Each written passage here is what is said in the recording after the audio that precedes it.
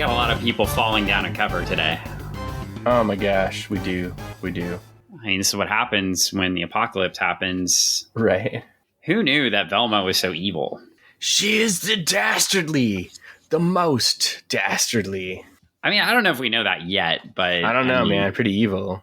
It seems like the dialogue's leading me to believe that maybe, well, we know she dropped nanites everywhere from the first issue. First off, that was the first thing we saw. She's sitting there in Paris. She's just giving it a good old see you later. And we know the problem with this is that Wesley Crusher is not here to solve the nanite problem. He's not. And it's very depressing.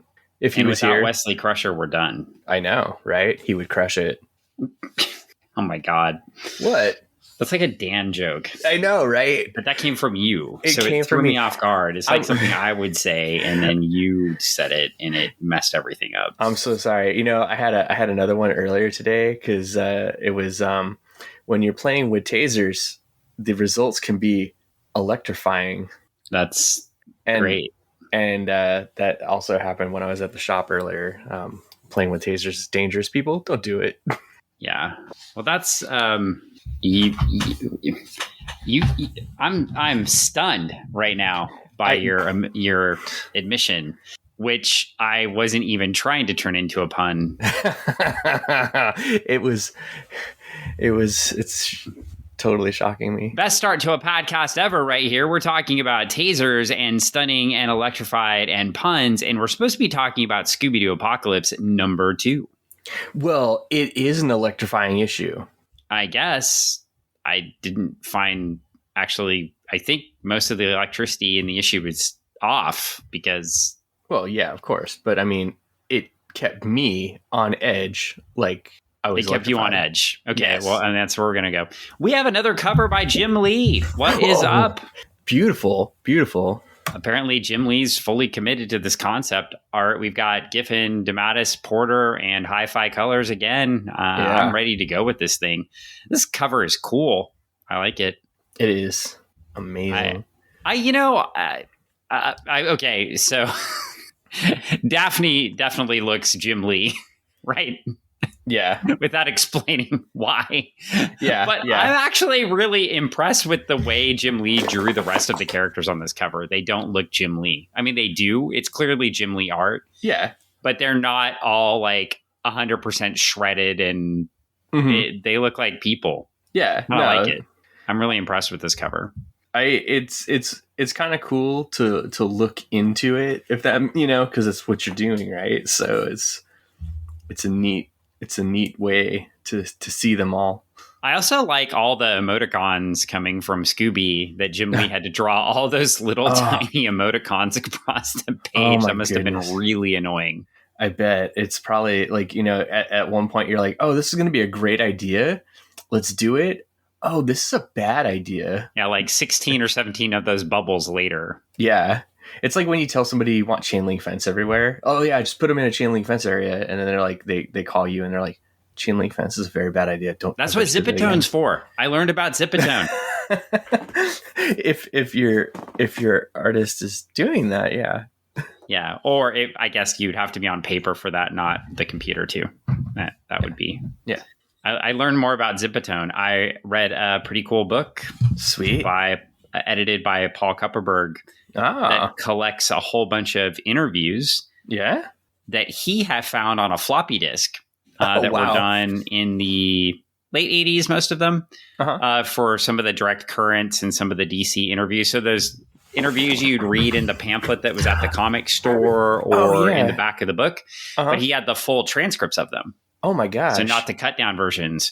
So he wasn't able to save all of them. He found several of them, but we'll be citing that book tonight. So, that's awesome. Very fun. It's like 190 pages and I read it in like 2 days because I'm Dan and Commitment. It was cool. Well, it just was interesting. Yeah. No, sometimes you find something like that and you just jump in and you can't help yourself. Well, and they're fun too, because they're all like, between like 5 and 15 pages, right? Mm-hmm. So you're getting this kind of fun short history from the person. Of course, the history ends in like 1989, but I thought Kupperberg did a really good job putting he puts a little paragraph right for each person. So if they did a lot of stuff post when this interview happened, like there was like a 4-page interview with Adam Hughes. And I thought that was hilarious because I was like, what had Adam Hughes done to that point? And you're like, oh, a lot. Oh, he'd done a little bit. Yeah. But obviously most of Adam Hughes was after. Oh, yeah. Yeah. After 1990. I don't think Adam Hughes was nearly as... Adam Hughes wasn't Adam Hughes yet. He wasn't quite. He hadn't arrived. Yeah, he had arrived, but he hadn't arrived. He was not Adam Hughes, revered artist of everything that draws covers for all things. All things. Everything. So let's get into this issue. Yeah, let's do it. It was fun. This series continues to be fun, and I need fun in my life. I know. This is definitely the right choice. All right. Let's talk about not fun, the Brian Hitch, Tony S. Daniel Justice League from Rebirth. Okay, moving forward. Alt cover, yay! I love this one. Yeah. It's almost like the artist of the book draws the alt covers in this because the alt covers all refer to what's actually happening in the story. Yeah, yeah. You're like, maybe I should have bought all the alt covers when I bought these. No, I think that would have been tough because, like, I know when I was looking for these books in the wild, it was hard to find them in places. Like I would go to 3 comic book shops and try to hunt them down. Well, you should just ask me. I could have given you all of my books. I know you could have, but that's, I like to hunt. As you know, you've been with me going to comic book shops. You could just hunt by asking me first. It's true. It's true. But we are somewhere beneath the Nevada desert. Oh my. Is Burning Man in Nevada? I thought Burning Man was in. Well, it's, as we find in the later, it's not technically that, but yeah, it's in the desert. It's California. Okay. But it's in the desert, so it's in the desert. I kind of imagine this being in Pahrump, Nevada, underneath I guess he's dead, Art Bell. That's such a nice way to introduce somebody. Yeah, I feel like this is like underneath Art Bell's studio. Yeah, it totally is. But he's dead. I feel like Art Bell would have been talking about this. He would have been talking about it, and then all of a sudden, mall people, and nobody would have listened. Yeah, and nobody would have been listening. Like Art Bell would have been interviewing. Let's create the name of the person you would have interviewed. So it would have been like Dilapidus Fink. Okay. And Dilapidus Fink would have come onto Art Bell and been like, I was working in an underground lab in Nevada, and I saw everything. There were nanites and government conspiracies and people trying to pacify the world. And Art Bell would be like, yes, tell us more about that. And they would do a whole radio show about this, and no one would listen. I don't know if that's true or not. I think my dad listened to. Well, I listened to Art Bell, but for pure entertainment value. I mean, of course I sleep now, but when I was younger, I didn't sleep at night. Right. So I'd go to bed at 4, 5 in the morning often. Yeah. And then that was good for working on debate. Not so good for early morning classes. True. But it was great for Art Bell listening. Oh, yeah. I used to get, is it KSFO? I think that's what it was. Yeah. From San Francisco. Yeah. The high power AM radio station. Art Bell wasn't actually on in the Pacific Northwest, but I used to, on my transistor AM radio, pick up KSFO and listen to Art Bell broadcast at night. And this book is so Art Bell. Oh, very. Yeah, no, it would have been something that I'm pretty sure if my dad was still alive, he would have been like, oh my God, this book. Have you read this book? This book is so good. It reminds me of an Art Bell conversation. This book's outstanding. Yeah. Well, let me quit glowing about the book and get us started in here. So we've got a nice 6-panel grid. Oh, yeah. And we have this book's tons of dialogue. So I'm not going to try to go through all the dialogue. You're not going to hit every single point. Nah, just the high points. We're not going to read this. But I think some of the fun pieces to start out, we get a fun Scooby scene. We hear them talking behind a door, and then the gang peeks out from behind the door. Yeah.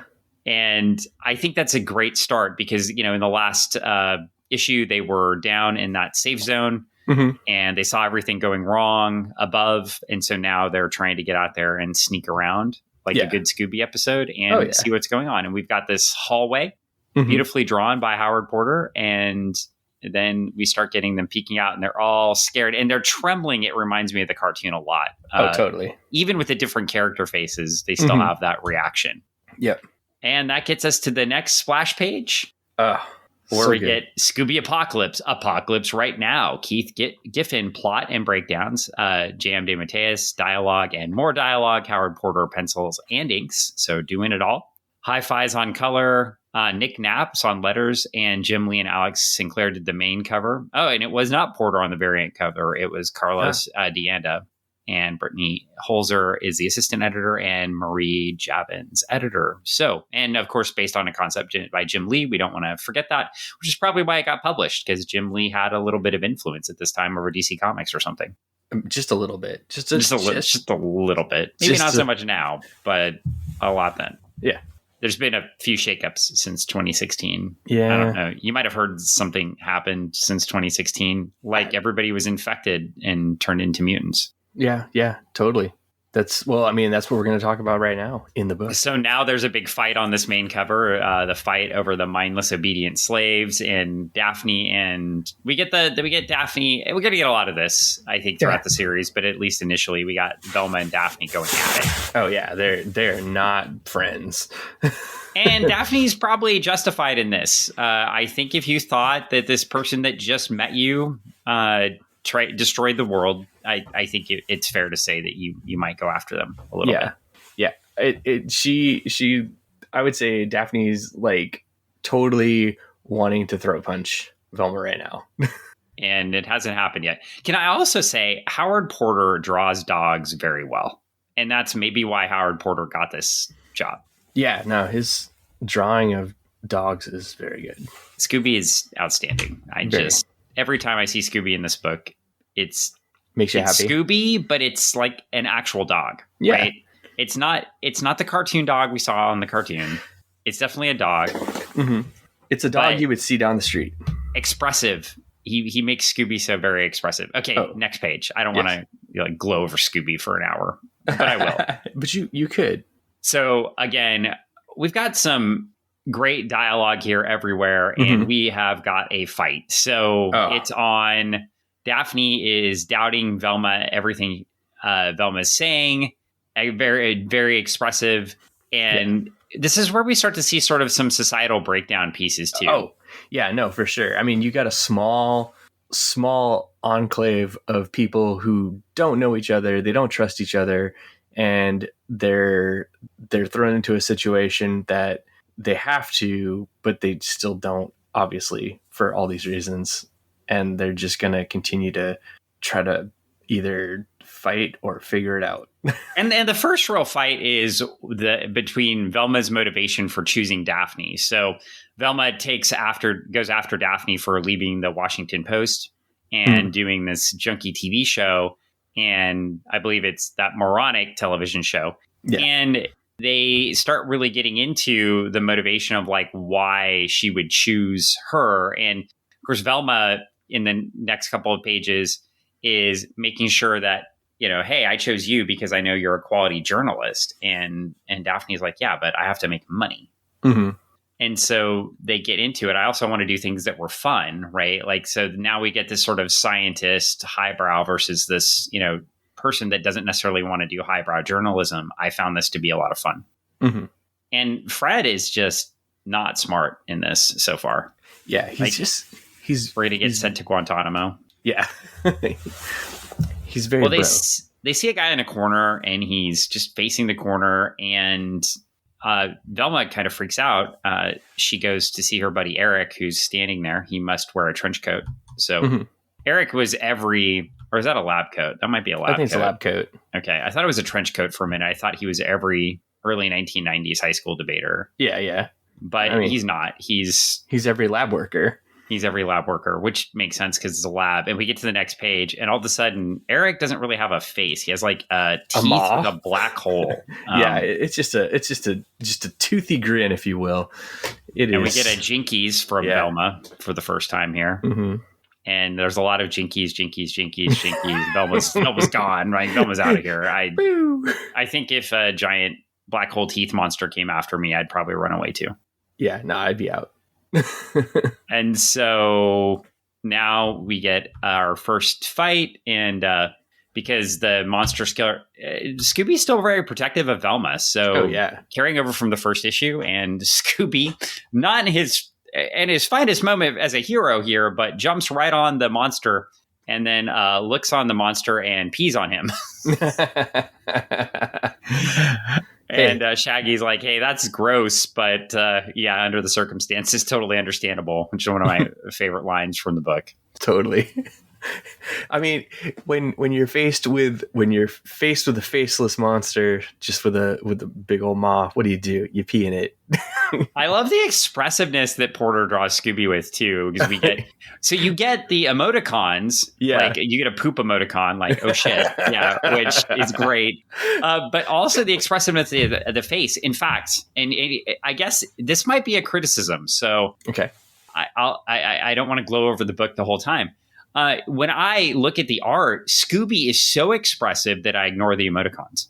Yeah, because you're like, oh, hey, he's doing all these things. But then when you do look at the emoticons, you pick up these little like kind of Easter egg nuggets. Like, oh, exactly. But when I'm reading through the story, I don't look at the emoticons because Porter draws Scooby so expressive that I don't need the emoticons.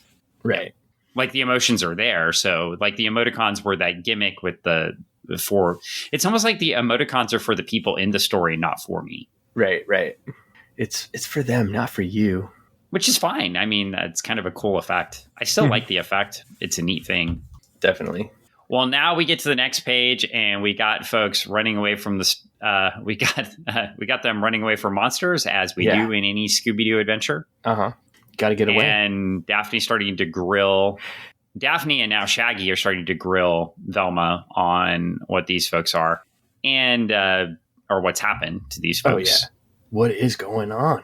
And now the mutants start fighting, and you're very familiar with mutants, Yeah. So mutants, man, they're just you got to remember they're humans inside, right? They're just different. Sure, until they eat each other. Well, yeah, but they're hungry, and they're just acting out in raw like base emotions. And so now we get them kind of arguing again, but we're getting into discovery. I would say this is kind of the discovery phase of the story. Yeah. And they start talking about Eric Kramer, the person that became the mutant, and they start fighting.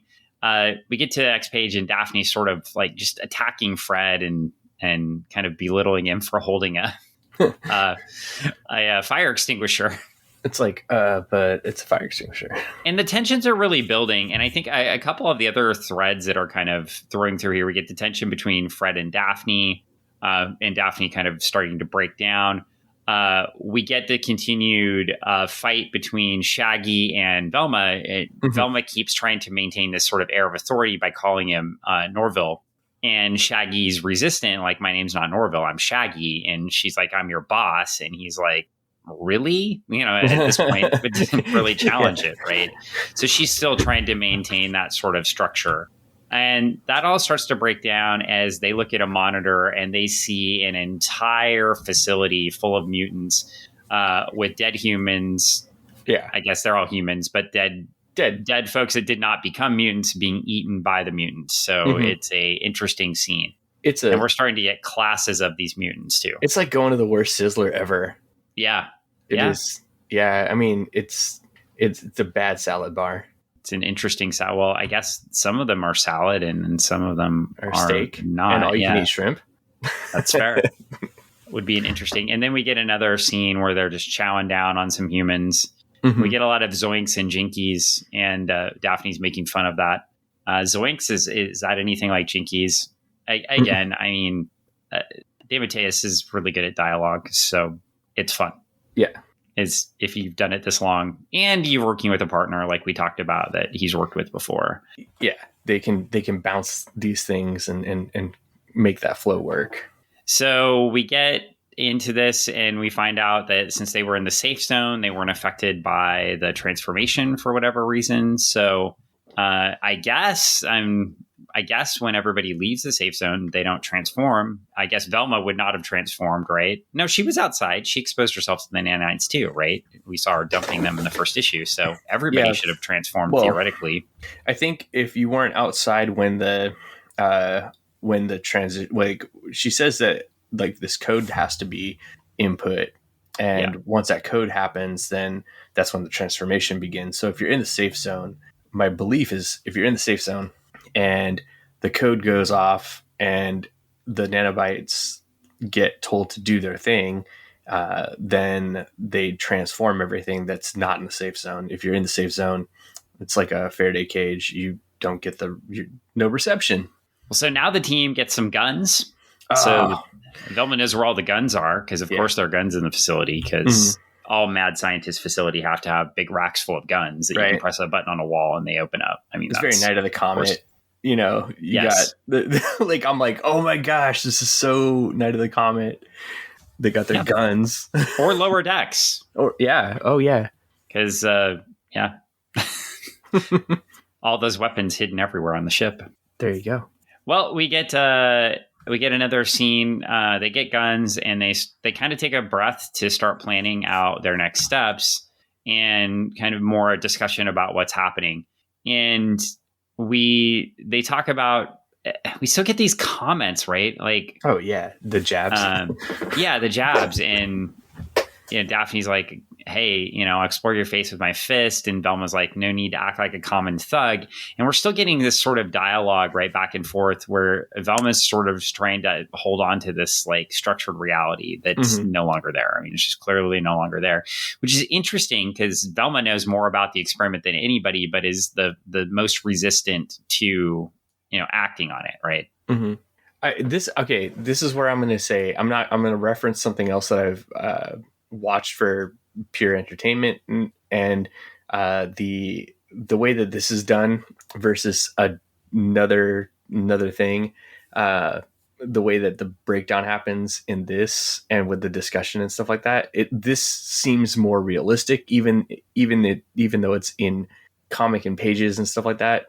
With this type of discussion, I mean, we've all been in stressful situations with people and had these types of breakdowns and stuff like that. I've seen forced stuff in certain TV shows where you've got people put in these situations. Lost did a pretty good job in it, but I'm watching the show La Brea and purely just because I want to know if what I think is going to happen by this one episode.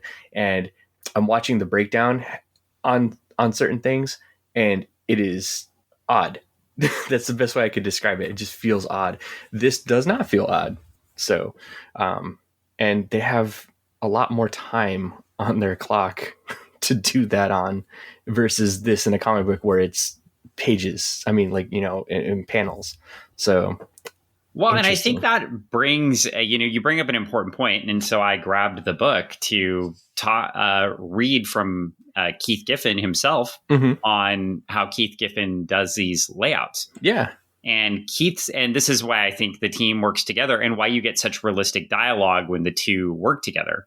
So Keith Giffen says, I plot a little differently than most people in that I don't write up a plot, type out anything out. I cannot type. I do not like machines. I don't have a computer in my house. I draw it up like a little comic book, little thumbnail sketches. Writer Mike Barron does it like that. Harvey Kurtzman, it dates back way back to Harvey Kurtzman, who used to do it on his EC War books. It's not that I think I'm such a great storyteller that people should follow my breakdowns. It's just that this way I know that the information I want to get across will fit on that page. It's just easier for me to see. I do get a kick out of it. I like plotting, what I call seat of the pants plotting, which is where you just plunge on in and there you see where the story goes. The two Justice League books reflect that.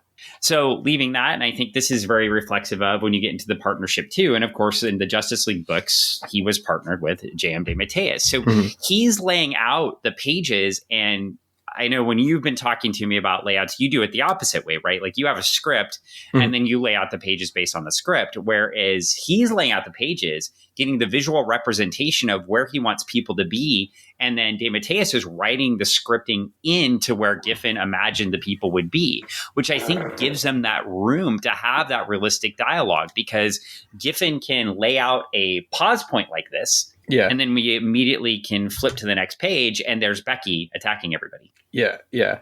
No, I definitely can see where that type of the way that he does that makes it work in that way. And I'm going to kind of like, I guess, shed some light. Travis and I have tried to do that a bit with the last issue of Starlight, because it worked. It works sometimes. Like, we give Brett the rough, like, this is all the stuff that we're doing. We want it to look like this. And then we go back through and we have the dialogue kind of already there. We already know what it's going to be like, but then we kind of trash it. So to fit.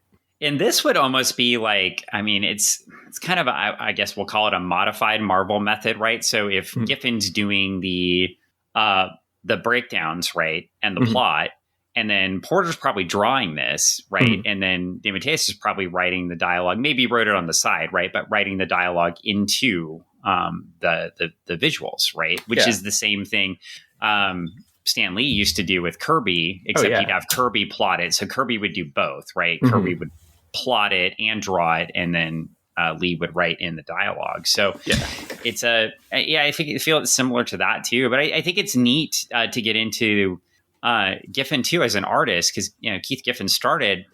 I mean, he's a storyteller, right? Like, I will say too, so much of reading in this book, I get the insight of how people consider themselves to be storytellers, which makes sense, right? Hey, maybe my art was my first thing that broke me in, or maybe my writing was my thing that broke me in. But ultimately, I'm a storyteller, and I can do it all. And that's what I like to do. So whether I'm collaborating with somebody else or I'm doing it by myself, I am a storyteller. And I have admittedly, so I don't want to get too much into Keith Giffen here, but I have seen this work really well with this plotter, right?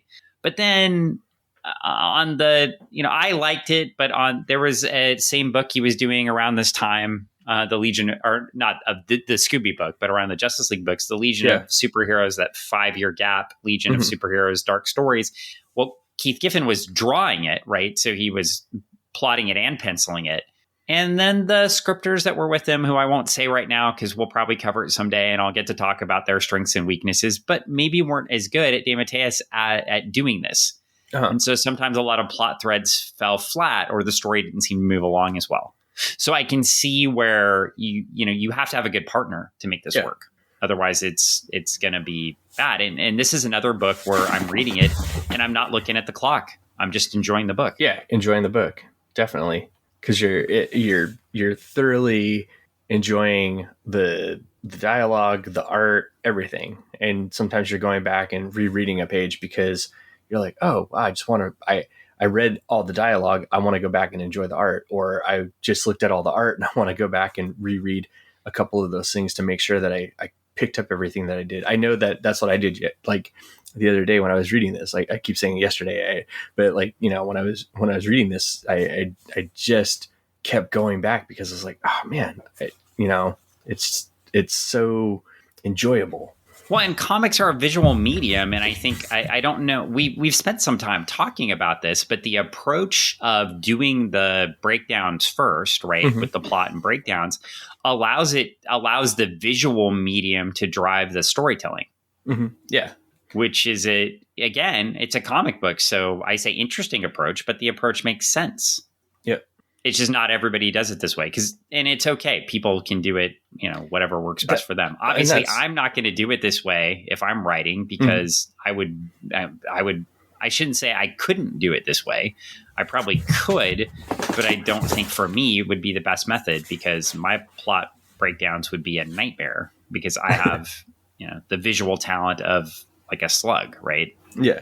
But some people do. Some people are spiral. Like they spiral into the story, right? Yeah, let's not bring up spiral again, please. No. But I know as soon as I said it, I was like, oh no. But they spiral into the story when they're telling the story, and they get there while they're working it out through all those different things, and then it all kind of unfolds. And some people need a definitive linear storytelling process, and they break it out that way. Yeah, so, and it's interesting. Because and we've had different approaches to the storytelling, and it's interesting because when we were looking at that Harlan Ellison script on that City on the Edge of Forever episode we did back. I should know the episode number off the top of my head, but I don't. But Harlan Ellison wrote that giant script, right, and expected it all to fit into one television show, and got mad when they cut it down. So the danger of doing it that other way too, where you just, you go word crazy and you write out a script. Yeah, it may have been a great script, but it was like a 3-hour movie, and they had to get it into a 50-minute television episode, right?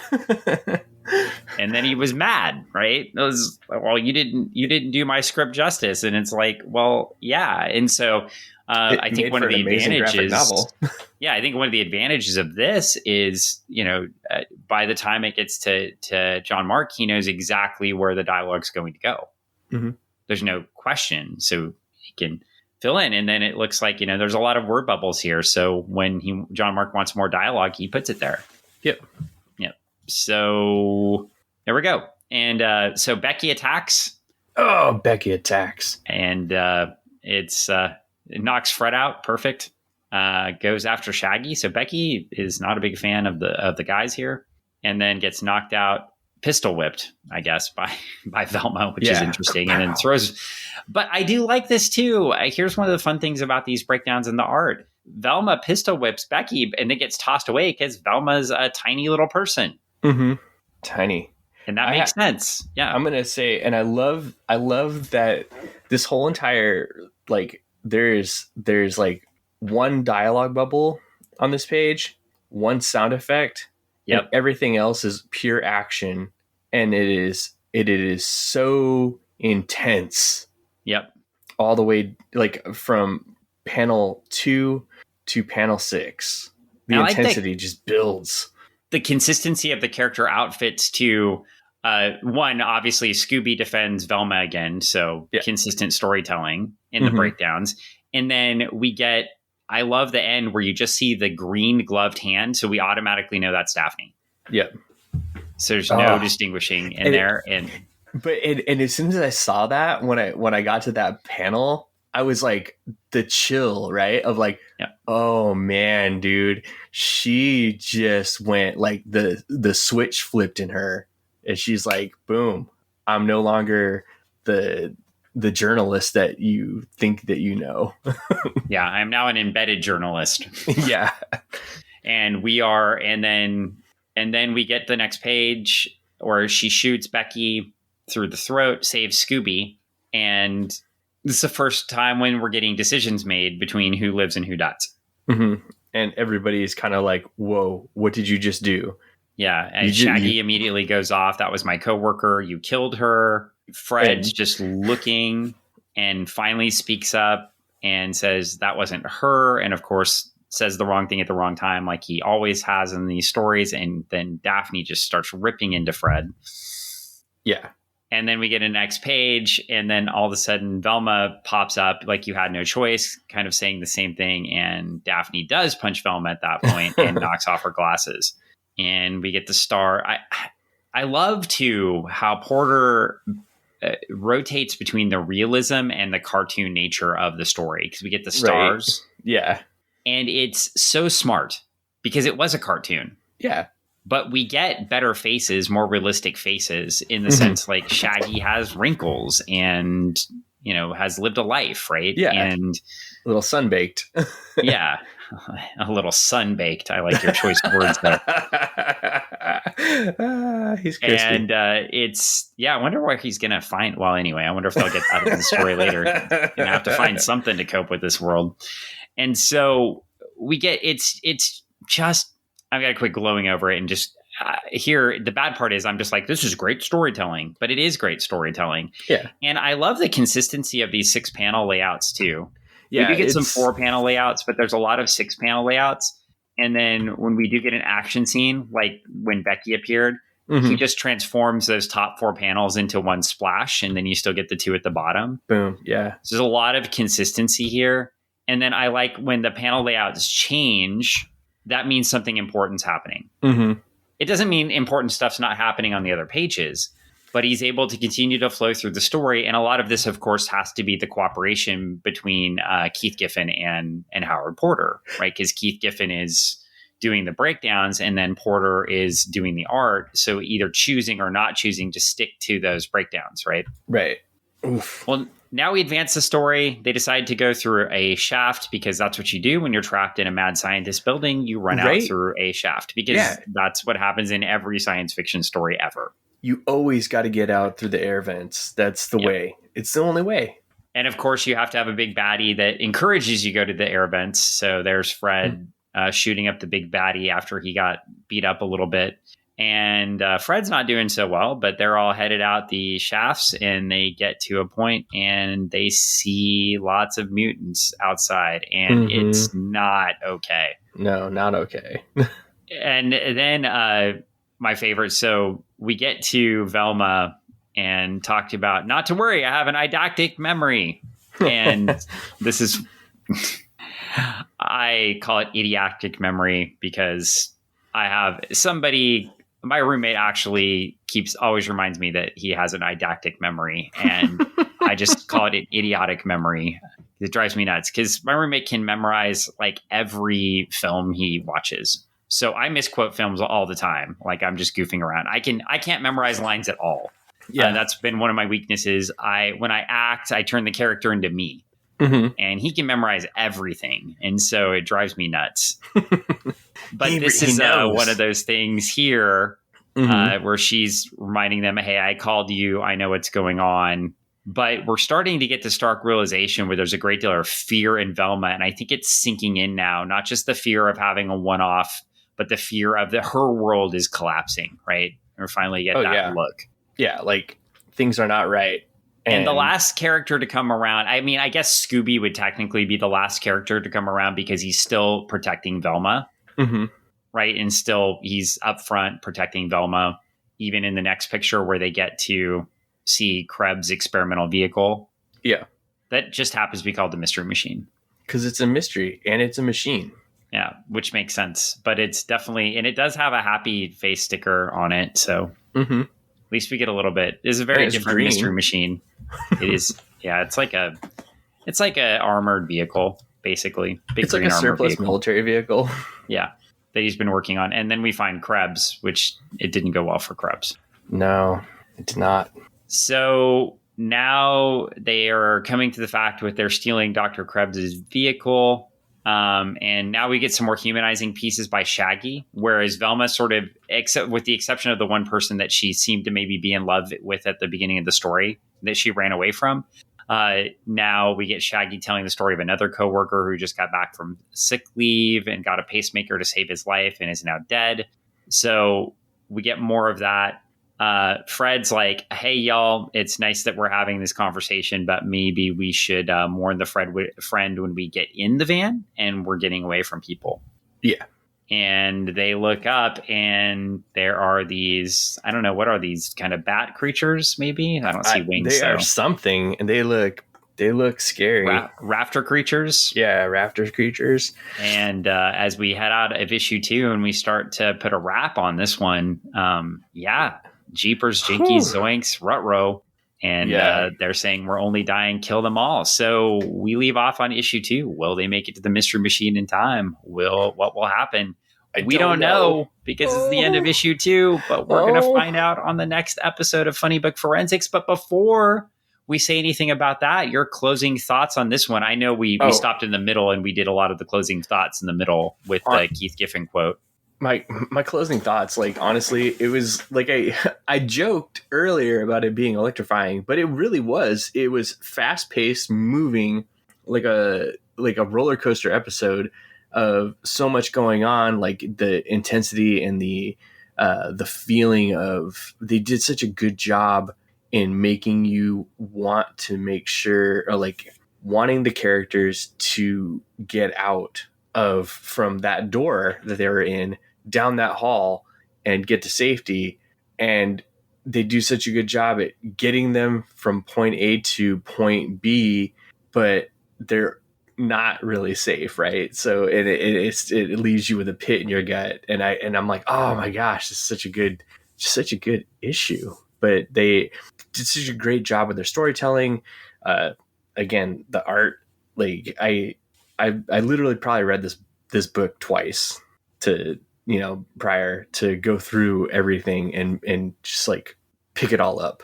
Yeah, and it's fun. I'll just say that one more time. It's fun. It's a fun book. And sometimes books should be fun. Yeah, they should be fun. They should be enjoyable, and it should make you think like, oh, okay, cool. This is like whatever is going on in my world is not even comparable to what's going on for the Scooby-Doo crew, because they are definitely not living a life of Riley right now. It's also interesting too. I think there's a balance here. I've read a lot of criticisms of modern books, modern age books, where there's a lot of art and action, but very little dialogue that advances the story. Like you would do something like this, and it would take 4 issues, to do what was done here. And I think this shows how you can have a nice balance of action and good scripted dialogue to advance characters, develop them, and make you care about them. Oh yeah. You care about them, and you also understand kind of a little bit of not all of their motivations and all of their kind of idiosyncrasies, but you definitely get an idea of some of them and what makes them who they are, a little bit more so than what you did prior. And even if you had an idea of what these characters were based off of the cartoon, they're different characters, right? So you have to go into it with those fresh eyes, and they did such a great job in this issue and kind of laying it up for you. And Shaggy obviously is very like he's kind of like an empath, right? And he cares. He's very caring about all the different stuff, but he's also he definitely doesn't want to be told what to do. Yes. Poor Fred. Fred's just Fred, though. Well, Fred is Fred because he's special. We'll find out more about Fred later, I'm sure. What do you think, Dan? What I mean, like, I know you gushed a lot during the book, but a lot of during the podcast, but I mean, like, what was your favorite thing of this? Favorite thing of this issue. My favorite thing is I think I gushed about it a lot, but my favorite thing was the slow realization of Velma coming to grips with the world that's around her, to building to that last page where says Jinkies. Yeah. Again, right. So we got Jinkies at the beginning, but it's just sort of that like sink in. Yeah. And I like how Porter almost like draws her face up. Like there's no expression, like ghostly. And she's not ghostly white, but it's that expressionless face at the end. Yeah. And I like the build there because everybody else realizes what's going on except her. Like she knows what's going on. Like she's getting guns, things like that. But there's not that stark realization that her reality is completely changed. And now by the end of the story, you can tell by the character that it's there. Yeah. And I love that build in the story. Because she's got a different perception as to what this reality is supposed to be like, and it is not that. Yeah. Or what her reality is supposed to be like. And of course we get a play on words for the title of the next book story, Terror Incognita instead of Terra Incognita, which is a lot of fun. Yes. I like it. I'm excited. I can't wait till we cover the next one. Well, you just have to wait. Well, hopefully, if I post these the way I'm supposed to, 1 week, and you can learn more about issue 3. So we are all in on Scooby for a bit. So probably do a few issues of this until we get bored of it, or mostly you won't get bored of it, but until I get bored of it and want to talk about something else. Because I'm not going to get bored of this. How could I get bored of this? Well, I'm not going to get bored of the story, but I may want to throw some things in there. So we'll keep Scooby out as a thread, but sometimes, I might want to just talk with you about something else once in a while. I suppose it can happen. We can talk about other things and still keep talking about Scooby. Some other comic book might come up that we have to discuss. Yeah, like Starlight. No, not Starlight. It could happen. It could happen. Maybe I should read issue 3. You should read issue 3. But I'm still in protest. Why? Because of the cover you didn't get I will talk to Travis and I will tell him, send Dan the book. Yeah, I'm not going to read it until I have all my covers. Which one didn't you get? The alt cover? Yeah. Which alt cover? I'll have to look at my Kickstarter. Oh my gosh. And I'll let you know. You let me know, and I'll tell that Travis damn you, Travis. Yeah, it's it shaking an angry fist. Well, but yeah, anyway, it won't be Starlight, you're saying, but yeah, I do need to read issue 3. And on that note, there's a lot of crazy stuff going on, but I think we probably should put a wrap on this one. Yeah. All right. Yeah. I mean, why not? I think I had a fun time talking about the book with you today. And me too. Put a wrap on this and get on next time. Well, we'll probably do issue 3 next time. Issue 3 it is. All right. Till next time. All right. Thanks for listening to another episode of Funny Book Forensics.